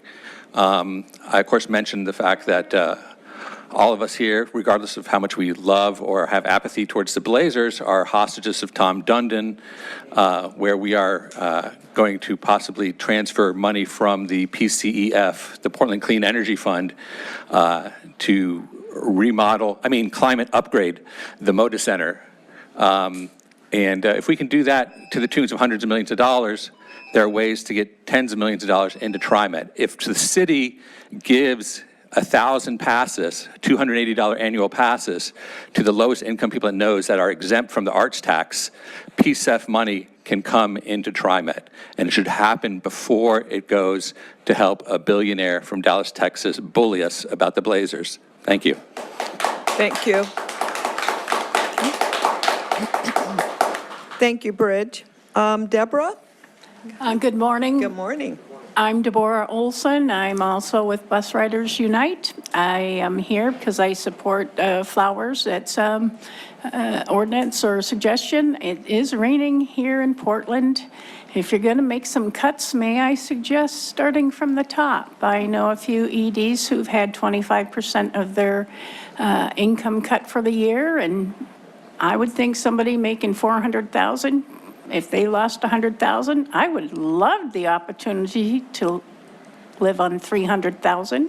I'm short $300,000 minus 10, so, or plus 10, however that works out. Not close at all. I live on Social Security now. I live in Gresham, 350 feet from Burnside, and the Burnside bus is still more than a mile away. Several of my neighbors depend on paratransit because they can't hike 4/10 of a mile to get to the max stop. We don't have a lot of bus service out there. I've mentioned that before. So please try not to cut. I know some big businesses have left because of excessive taxing. I almost cried when the young lady said that if her line is cut, there goes her paratransit. I know a few other disabled folks are challenged who are going to be in the same boat, and some of them aren't even aware cuts are coming. And I'm hoping that my voice will help them too, those who depend on the lift. Thank you. Thank you. Thank you, Deborah. I also use the lift. Kristen? I'm done. Hi, I'm Kristen Whitman. I live in Brentwood, Darlington, and I'll be affected by the Line 19 cuts. I'm here because I saw JT Flowers' Instagram post about it last night. We're a working-class neighborhood. It is unacceptable to cut transit at a time of major gas price increases that are not going away anytime soon. I'm here for my neighbors who are facing financial hardship because of these gas prices. I found out about the planned cuts only recently, and I shudder to think of everyone who will learn about these changes with weeks to spare or wake up to find their bus stop gone. I bought my house right next to a bus stop because I have vision issues that make it challenging to drive at night, back issues that mean I cannot comfortably carry a backpack, and moving my bus stop so far away significantly complicates my commute. I work at OHSU, where they constantly ask staff not to drive to work because patients can't find parking. They want us to use transit so badly, they even pay employees $1.50 a day for every day we take the bus. But parking there is incredibly expensive, at least $8 a day for me. Cutting transit impacts both OHSU employees and patients who may no longer have a practical way to get there for their care. I found out late, but I'm extremely determined to stop this. This is going to play havoc with people's lives. Please say no to these changes and kick this back to our lawmakers. If you can buy us time to 2027, I will be doing everything I can to lobby for a long-term fix to these funding problems. JT Flowers is showing us the way to stop this. I have to believe that if we push back, we can force our city, county, and state officials to fix this, because the city and state should be able to fix this. There are nice-to-haves and there are must-haves, and transit is a must-have. Thank you. Thank you, Kristen.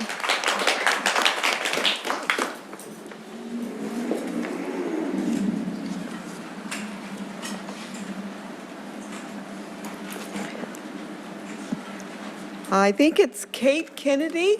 Is it Kate? Okay, thank you. Kate, come on up. Oh, I have difficulties on a name, Derek Larson. Asuki Sangolo? Asuki Gonzalo? Asuki Gonzalo? Sangolo? Oop. Isabel Rodriguez? Oh, okay. I'll try again a little later. Okay. Thank you and welcome. Kate, you can start. Oh, sure. Okay. Green button? Yeah. Yes. Hi there. Just try again. Hi there. My name is Kate. I am a resident of inner Northeast Portland. I actually just happened to come across JT's Instagram video at the exact right timing and was able to make it down here. After this weekend where I injured my leg, I had a really terrible experience trying to get to the ER when I didn't have anybody from my community that was able to show up for me. That was actually when I found your video, and that kind of pulled a lot of things together for me. So for a little bit of background, I am here as a private citizen, but I am an employee of Multnomah County. So I work for Multnomah County Animal Services. And I became permanently disabled while working for the county, being a civil servant. From there, it was kind of a series of unfortunate events where then being on leave or disability is 66% of your pay, and I was already paycheck to paycheck and unable to afford a new vehicle or even a used vehicle payment. So being on disability, that brought me to the point where my vehicle that I was then living out of became repossessed. So this is obviously not the time and place to talk about all these other resources that I am dependent on, but I do just want to say I went from being able-bodied, having my own vehicle, having a roof over my head, and then in a matter of moments, my entire life flipped upside down. I am completely dependent on TRIMET, on public transportation. And I just want to urge all of you that this is not to be taken lightly. This is actual life or death. Like, having to try to get to the ER in public transit over the weekend was really terrifying. And I just hope that anybody here that is a vehicle driver or able-bodied doesn't go through the same experience I had to, but I really just hope you can try and put yourself in that position to see how vital this is, because it is truly life or death. Not only that, but following the county's budget management and all other departments, also being an employee, watching those budget cuts happen to my department. May I continue? Yes, you could continue. Yes, It has been very upsetting watching all these other services being completely mismanaged financially. This was just spoken to, but $365 million of taxpayer dollars going to like revamp the Moda Center, $106 million of previously unidentified funding for houseless services. Like, this is insane. All of us citizens are watching our taxpayer dollars being mismanaged just right in front of our faces. And I truly feel that this is a vital community service that, again, is life or death. It will take away people's access to groceries, to doctor's appointments. And this is why I am strongly discouraging the county board from cutting these proposed budgets. 11 out of 84 million from this proposed fund that JT Flowers is offering as kind of a Band-Aid to get us through and have a more permanent solution. 11 out of 84, that's like less than 8% of this budget that you're asking to pull this from. And I think it's a no-brainer. So. Thank you. Okay. Derek? Hi, my name is Derek Larson. I live in Buckman and use public transit mostly to get to see local live music and sometimes to get to and from work. So in this and other ways, public transit actually contributes to the culture that makes Portland unique and special. I'm shocked that we're considering cutting any public transit at all. I think it would be embarrassing to live in a city without adequate transit, especially as Portland is known countrywide as a city with a great public transit system. So I guess what I'm trying to say is, who wants more cars on the road? What kind of city is it that whose inhabitants can't get around? I think cuts would only add to Portland's problems rather than detract from them. By the way, I wrote this on the bus on the way here. So thank you. Thank you, Derek. Thank you. Isabel? Hi, my name is Isabel Rodriguez, and I live in the North Overlook neighborhood, and I've been a resident of Portland since summer of 2022. In that time, I've been reliant on transit, not just because of the price of owning a car, but also because of health issues that cause spontaneous dizziness and fainting, which makes me less than ideal to be behind a wheel. For a city that likes to present itself as progressive, it's frankly an embarrassment that these cuts are even up for debate. Parts of our city already have accessibility issues, and though there have been efforts to remedy that, these cuts would counteract all of those. Not only will you be cutting off parts of the city to low-income workers trying to get to the city center for jobs, but also to every elderly or disabled person reliant on transit for groceries, doctor's appointments, and just to remain a part of the community. Not to mention our Black and Brown community members who may not feel safe driving themselves in the current level of ICE presence in our city. Though my family affected by ICE live in Los Angeles, I can guarantee their fears reach Portland. Wondering every day if they'll make it home to see their families, children standing in the pickup line at school hoping for their parents' car to pull up and not to see it abandoned on the side of the road. Though you may not have the leverage to negotiate ICE agents leaving Portland, you do have the power to keep this lifeline available for those individuals, these scared families who are relying more than ever on community action and support. It's not just these demographics that will be impacted, but it would be dishonest and malicious to not acknowledge that this is going to impact our most vulnerable community members the most. In a political climate where community is needed more than ever, these cuts are only going to add to the isolation many of us feel in the city. Thank you for your time. Thank you, Isabel. Thank you, Derek, and thank you, Kat.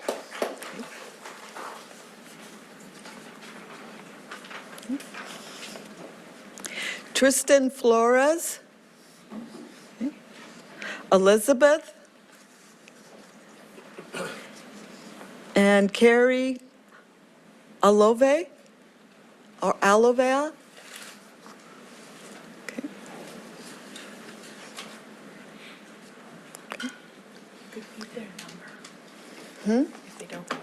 They're not coming up with numbers. Yeah. Let's see. Tristan? Yes. And hold on a sec. Elizabeth? Yes. Okay. So no Carrie. Natane or Natani? John Carter? Duncan Miller?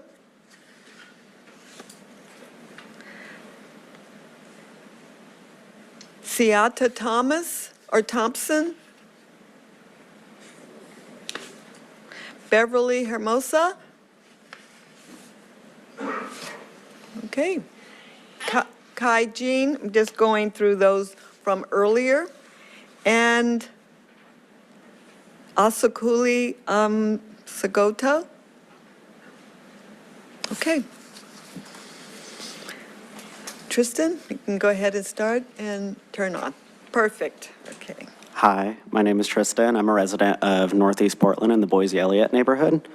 I just wanted to come and talk about like the impact that these cuts are going to have on the neighborhood and the city at large, but also like kind of situate like where these cuts fall into in like the state and like national climate, and why I think you've seen like such an amazing turnout of people like coming to express their concern for their community and for like just, you know, the way that this is going to impact their lives. Like a lot of the neighborhoods in Portland are completely like TRIMET dependent. Like we are going through a period where we've had cuts to everything from healthcare to SNAP to rising gas prices, rising rent prices. Like every year people are like, oh my gosh, the economy is getting so much worse. How am I going to make it next year? And then slowly it's like the little bits of money that you get for your groceries get stripped away. The little bits of money you get for your healthcare get stripped away. The extra $100 you have to pay on rent every month just like increase, and it stacks and it stacks and it stacks. And then suddenly it's like,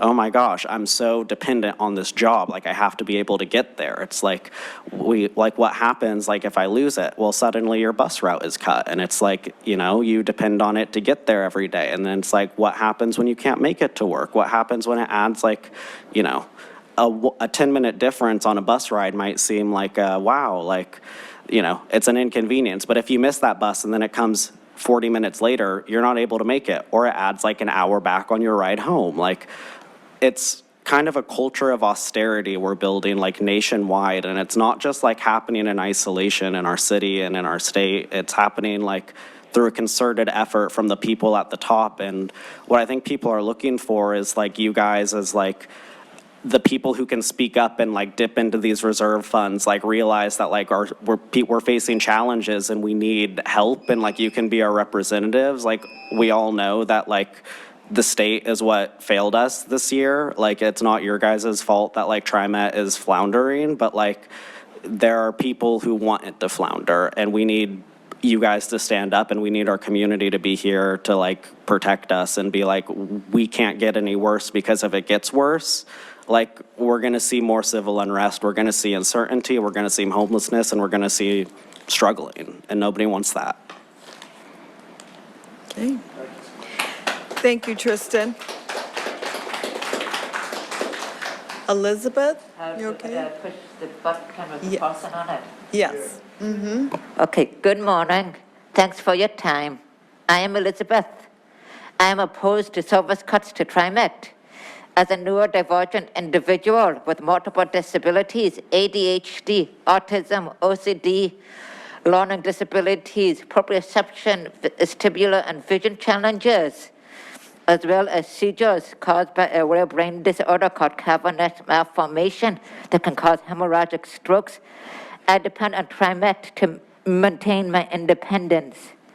TRIMET's vision is to be an innovative leader in delivering safe, convenient, and sustainable mobility options for our region.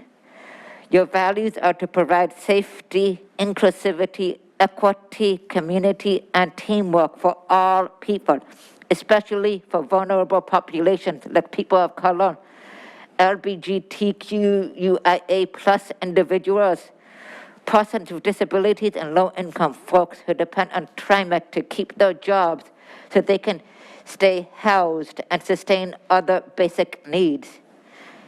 I will briefly touch on each of your values. Safety. According to the U.S. Department of Justice, Portland has experienced a 67% increase in hate crimes in 2025, and the numbers continue to increase in 2026. TRIMET can provide safe and reliable transportation for LGBTQIA+ people, people of color, and individuals with disabilities, including myself. We can get from point A to point B in a safe way because a public setting with a driver might deter hate crimes. A final note on safety is that I have vision and balance issues. This is why I have these sticks. And balance issues, as well as learning disabilities. It is not safe for me to walk too far in the dark because I risk falling, running into things, getting lost, and having medical emergencies such as extreme panic attacks and seizures. That's why I have this helmet. Inclusivity. 70% of riders state that they depend on TRIMET for their daily travel, especially people with disabilities, seniors, and minority communities. Making cuts goes directly against inclusion of these people I mentioned. And therefore, I'm using my voice, as you wrote in your value session, to tell you to stop the cuts. Thank you for allowing me to have equity, dignity, and respect as I take part in my community. Finally, I want to reach out for my own needs to the larger community. Stopping TRIMET cuts will save 90 union jobs, protect our planet, and connect the entire city so that economic growth can continue in our city. Please do not abandon your people, the planet, and individuals. Lastly, I'm speaking up for Mother Nature because Mother Nature can't speak up for herself. 2026 data shows Portland's annual bad air quality increased 33%. I know that TRIMET has the ability to stick to their values of being an innovative leader in delivering safe, convenient, and sustainable mobility options. Please do not abandon us and Mother Nature. Stop the cuts. You know you can do it by taking $11 million out of your $84 million reserves. Because once you take away human rights like good transit, it will never come back. Thank you especially to J.T. Flowers for your activism. That's it now. Blessings. Thank you, Elizabeth.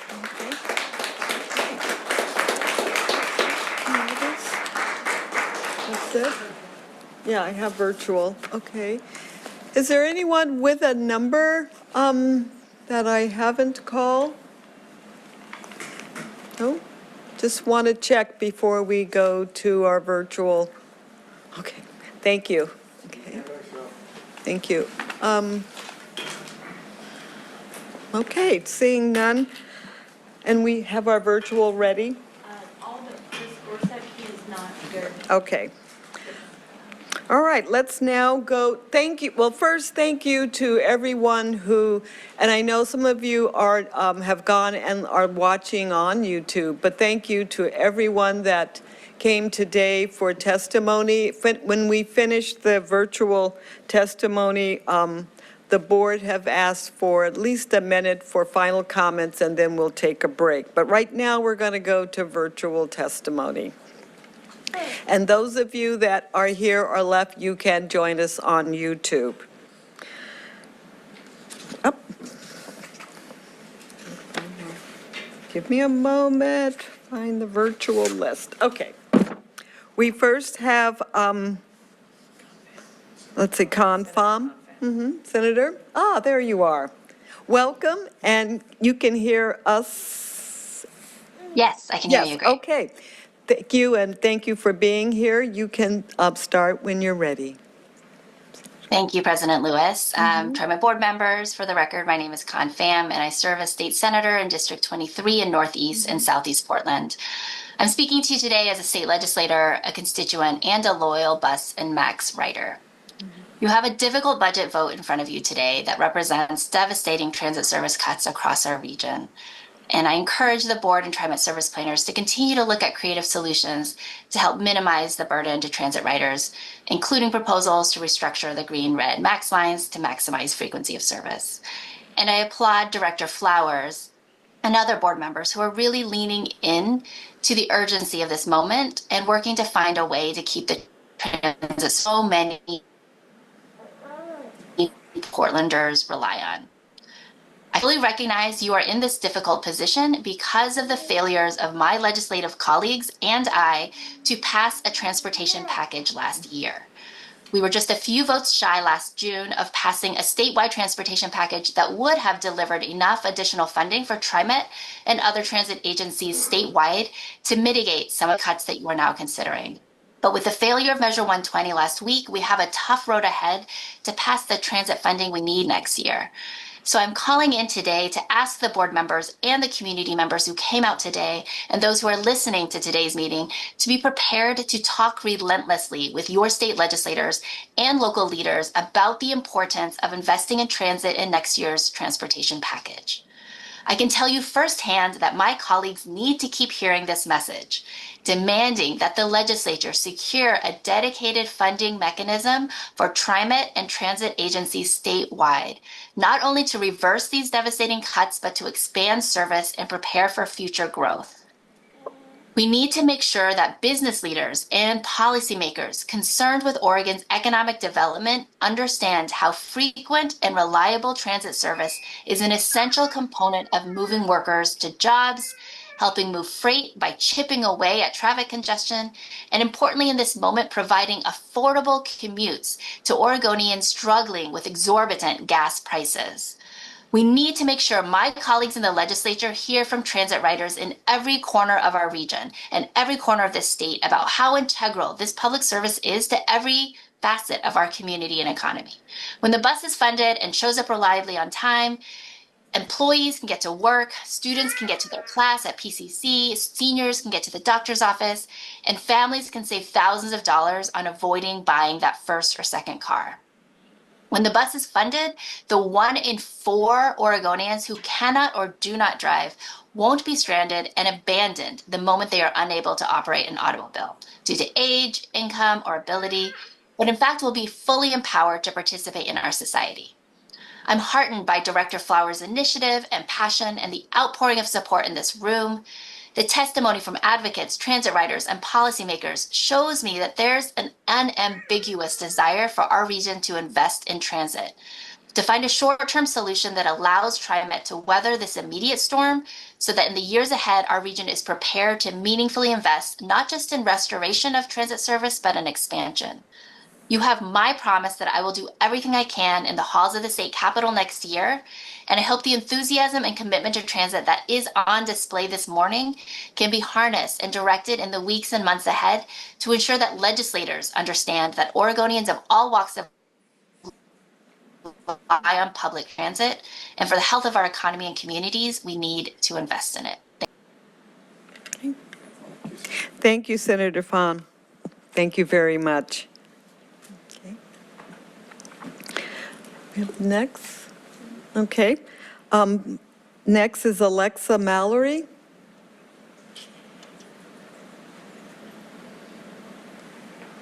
And just so you know, I don't know if you'll be able to see me on video, but I will, because I'm trying to read from I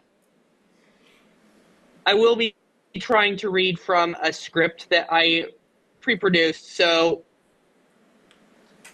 here goes. Okay, and we can hear you, so Hello, everyone. the video's fine. Hello, my name is Lexi Mallory, and I am a resident of Westland, Oregon.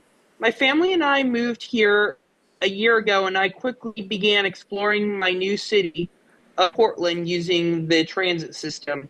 I rely on the transit system as I have a medical condition that makes it so I likely will not, and Line 53 has been my connection to PSU, where I attend as a commuter and pursue job opportunities and doctor's appointments. This 153 will cut me and other riders who rely on it off from access to any viable transit options. Other routes that service the city of Westland are all along roads 21% and all accessible, and it's not accessible for walkers even if we wanted to do so. So please consider saving 153. If you cannot keep it entirely, would you please at least reduce it so it runs during peak hours only? JT Flowers has been a very supportive of me, and I'm probably the only one campaigning on behalf of 153 because my area seems to be filled with NIMBYs and people who mainly drive. That is all I have to say. Thank you, Alexi. Owen Mitchell, or is Owen Mitchum? Good morning. Is my audio working fine? Yes, you're good to go. Great. Thank you. Good morning. Thank you, President Lewis and members of the board. It's truly heartwarming to see so many members of the community show up to speak in defense of the vital public service provided by TRIMET. My name is Owen Mitchum. Though I am temporarily living outside of the metro area in Salt Lake City, where I am a daily transit rider, I grew up in Northeast Portland's Sabin neighborhood, where I was a frequent rider of lines 6, 8, 24, and 72. I'm here today to encourage the board to support Director Flowers' motion to delay the implementation of service cuts to give the legislature more time to identify a long-term funding solution. I would also like to encourage the board to learn from BART's experience installing fare gates at all of its stations. Upon completion of its next generation fare gate program, BART saw a dramatic decrease in petty vandalism throughout its system. This resulted in fewer hours spent on corrective maintenance, saving the agency money. I recognize that it is not currently feasible to install fare gates on Max. However, TriMet does already have staff present on and around many of its platforms throughout the system. I encourage the board to consider whether a portion of those existing staff could be directed toward fare enforcement, including boarding trains and checking fares. This approach would help increase fare revenue without requiring major capital investments. It could also have broader benefits for the system by creating a more consistent staff presence on trains, and as we saw in the Bay Area, discouraging petty vandalism, reducing the time and money spent on corrective maintenance. Thank you for hearing my testimony. Okay. Thank you very much, Owen. Okay. Shanta Santa Cruz. Hi, it's Shantae Santa Cruz. Shantae, thank you. You can start when you're ready. Thank you. I actually just came here as a born and raised Oregonian. I was born in Hillsborough, raised in Beaverton, and then spent the rest of my years up until I recently turned 40 in Portland. And I come here to beg you, really, to not cut these lines, to not cut this accessibility to the community. As you've heard, the 50 plus people before me, which I think is a huge turnout considering when you think about how many people don't even know that this is happening that use TriMet every single day. I really want to thank JT Flowers for being the Lorax of public transportation for our city, because the amount of really endangered communities that will be affected, and then the amount of people that will become endangered communities with the amount of employees that you would be cutting by cutting those lines, cutting down operators, cutting down jobs. I agree with the others that say that we really need to start at the top. And we do have this reserve for a reason. If we're able to save the domino effect of creating more despair and disparity in general over the entire community, I think that needs to be done. We cannot give up and just cut these lines continuously. Like they said before, once you start cutting, it's not going to be temporary. All of these things that are happening governmentally, the changes that are happening, to fix them is going to take decades. And that's going to be the same with our transportation if you cut that accessibility. I'm a disabled human here that doesn't drive. I'm 40, I've never had a license, and I rely on TriMet to be able to get to my doctor's appointments at OHSU at the top of the hill. I'm very privileged in my specification location because I have access to the 17, the 14, and if I walk to the 9. But that walk can literally mean that that's the end of my day. please don't cut these lines, please don't cut these employees, and please take into consideration how this is really going to affect and add to the disparity of our community. It's going to grow bigger, and with the gas prices that we're currently dealing with, it's just going to get worse. Please save us as a community and fight for us. Okay. Thank you, Shanta. Okay. Is it Shauna? Shante. Shante, thank you. Okay. Okay, I want to check in. Any more testimony this morning? Okay, before we go to a break, the board has asked each for a minute for just